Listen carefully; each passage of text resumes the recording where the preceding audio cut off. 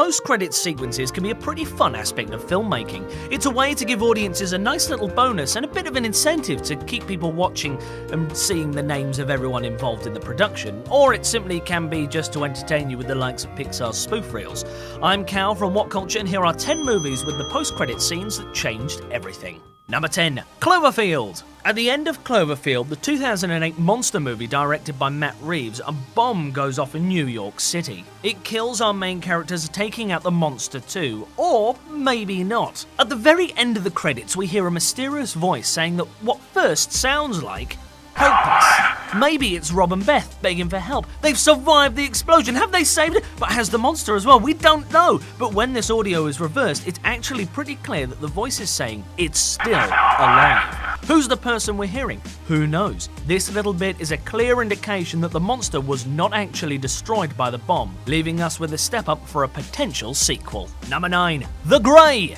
With the success of movies like Taken, the trailers for The Grey marketed it as an action film about Liam Neeson kicking ass and fighting wolves for 2 hours. The most badass moment of the trailer shows Liam Neeson taping a bunch of broken glass to his hands and getting ready to fight a wolf. Well, we don't actually get to see the fight take place. We're left with a movie ending of John running towards the wolf, and we cut to black. We're left baffled and dazed, having no idea what the outcome was. However, at the very end, we get a brief sequence where we see John lying on the wolf, and at least one of them is clearly breathing. It could be read as an indication that John took out the wolf and survived the fight. It's just a shame that everyone that left in a huff missed that bit. Number 8. Rise of the Planet of the Apes. The 2011 prequel Rise of the Planet of the Apes shows the beginning of the ape uprising as led by Caesar, but at the end of the movie, humanity is still alive. The film doesn't actually reveal how the human race will die, except, of course, the fact that it definitely does. After only a few minutes, we see Hunziker get sneezed on by an infected chimp handler, only he's actually a pilot, not the chimp handler, Hunziker. And in the post-credit sequence, we see him flying over the world, spreading the virus and causing death to humanity. So, as it turns out, the apes becoming intelligent and humanity being wiped out are both the result of the same drug. Sure, it was hinted at a bit within the first film itself, but the post-credit scene confirms it, and we actually get to see it happen. And it's something that someone who ran out of the theatre who needed a pee would have totally missed. Number 7. Curse of Chucky. In the apparent last scene, Chucky is taken away by a police officer, but suddenly Tiffany appears and kills him. Now in possession of the Chucky doll, she says, "Who's next?" and we cut to black. Then we go to another scene where Tiffany is shipping Chucky somewhere else, and then we cut to black again. Then yet another scene where Chucky catches up with Alice and gets ready to transfer his soul into her body, and then the credits roll. But wait, there's yet another scene, and this one is pretty insane. 6 months later, we see a package being delivered to some guy that we haven't seen before, a grown-up Andy Barclay. As Andy answers the phone and starts talking to his mother, Chucky begins to cut his way out of the box behind him. What? They can't kill the main character in a credit scene? Chucky turns around, Andy points a shotgun in his face and says, "Play with this," and shoots. It's a full 2-minute sequence, and yet it's hidden all the way at the end of the credits. Who's gonna see that? Number 6. Young Sherlock Holmes. A great and pretty enjoyable movie following Sherlock and Watson as teenagers. In a post-credits scene, it's revealed that Wraith is still alive. Just the fact that the villain didn't die is enough of a surprise, but there's much, much more to this. We see Wraith in a hotel checking himself in under a new name, Moriarty. Yep, that's right. In this brief 20-second scene, it's revealed that the villain of the movie, who we previously thought was just some character who invented in the film, is actually the greatest Sherlock nemesis of all time. Number 5. Pirates of the Caribbean at World's End.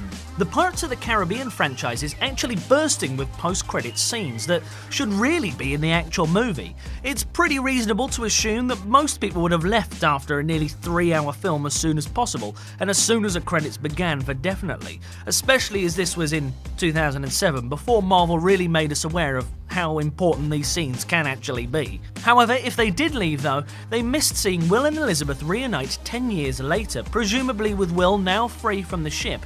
Why wasn't this the actual ending of the movie? Who knows? That would have been a great ending! But if one were to watch through this series and not realise this scene is here, the franchise would have separated the two main characters from each other, only for them to disappear forever. Great ending, huh? Number 4. Fast 5. The Fast and Furious movies have had a lot of awesome and surprising end credit sequences. Fast and Furious 6 had a pretty good one where Jason Statham appears in a fun cameo and sets up the next movie. But the most shocking has got to be at the end of Fast 5. We get a scene at the end of Fast 5 credits that is absolutely 100% totally epic. Dwayne Johnson's character is handed a file concerning his team of drivers who hijacked a military convoy in Berlin. Despite not being interested, Monica tells him to keep looking. He opens up the file and oh my god, it's Letty. She is still alive. Do you believe in ghosts? It ends up being one of the biggest shocks of the film, yet one that the average moviegoer might have missed out thanks to a weak bladder. Number 3. Evil Dead. If you were annoyed that the Evil Dead remake didn't feature a Bruce Campbell cameo, you're massively mistaken and a bad moviegoer. Shame on you. During the credits themselves, we hear an audio of Professor Nobi talking about the discovery of the Naturum Demonto, or however you say it. Then, at the very end, we see a barely lit Ash who turns to the camera and says, "Groovy." This one can barely even be considered a scene, but it was enough to make all hardcore Evil Dead fans lose their minds. Number 2. Masters of the Universe. Revealing that a character didn't actually die happens quite a lot in these post-credit scenes. At the end of He-Man film Masters of the Universe, Skeletor is thrown into a pit of death because that's pretty much how every villain was defeated back then. Of course, he has very clearly been killed and couldn't have possibly survived that fall, right?